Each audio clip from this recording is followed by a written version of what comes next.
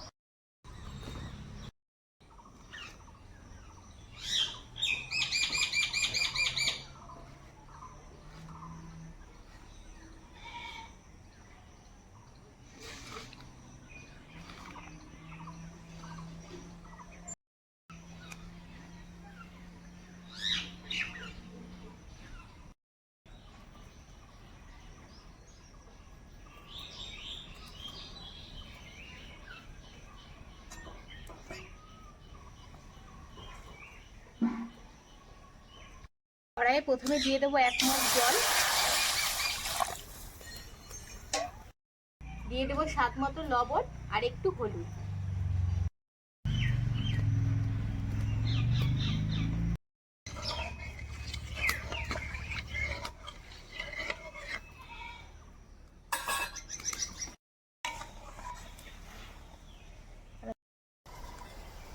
ঝোল খুব ভালো করে ফুটে গেছে, এবার এর মধ্যে সবজিগুলো দিয়ে দেবো।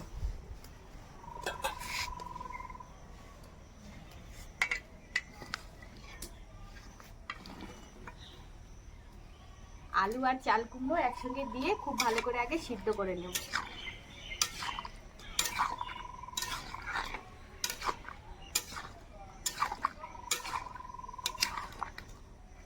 এবার এটা ঢাকা দিয়ে দেব।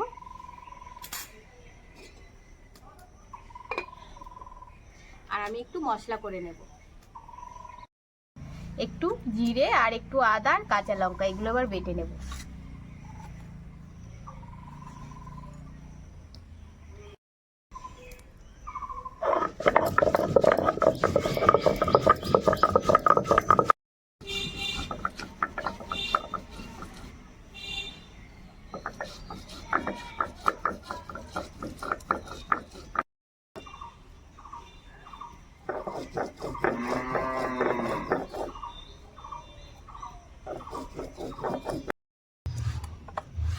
এবার কাঁচা লঙ্কাটা বেটে নেব, আর কাঁচা লঙ্কাটা একদম মিহি করে বাটবো না, একটু আধা বাটা করে নেব।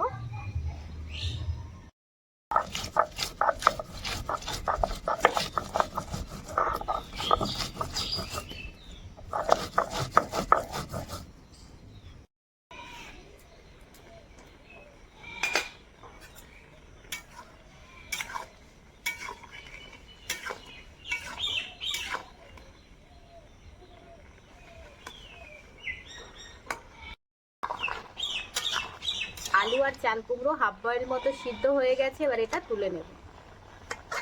এই দেখুন, এটা নামিয়ে নেব। এবার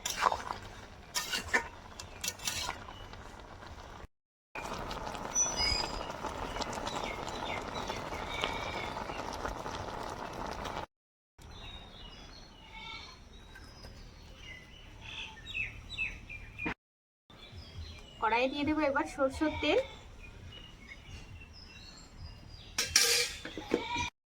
একটা তেজপাতা আর একটা শুকনো লঙ্কা 2 টুকরো করে দিয়ে দিলাম, আর সঙ্গে দেবো রাঁধুনি।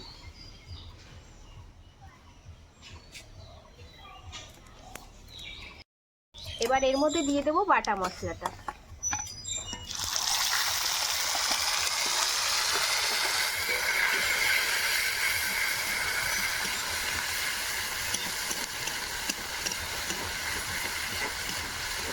আর একটু সামান্য পরিমাণ দিয়ে দেবো হলুদ, লবণটা এখন দেবো না, আগে লবণের পরিমাণটা একটু বেশি দিয়েছিলাম, একবার দেখে তারপর লবণ লাগলে দেবো।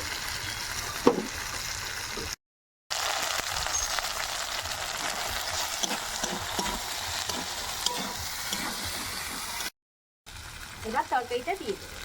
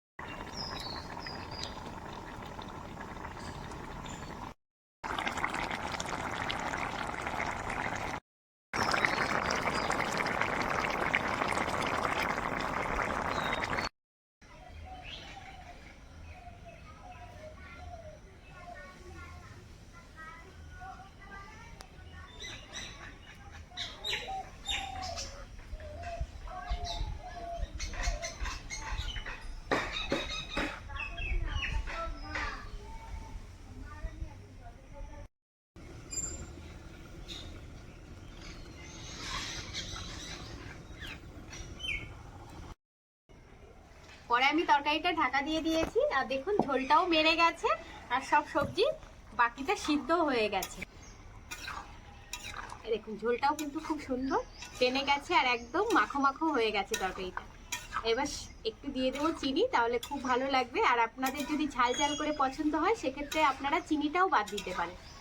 দেখুন কি সুন্দর নিরামিষ তরকারি হয়ে গেছে। একটু দিয়ে দেবো চিনি।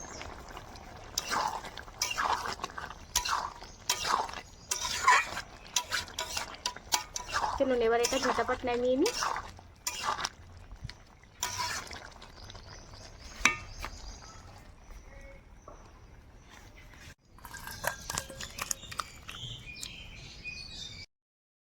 দেখুন নিরামিষ তরকারিটা কি দারুণ হয়েছে, গরম গরম ভাতে কিন্তু দারুণ লাগবে খেতে।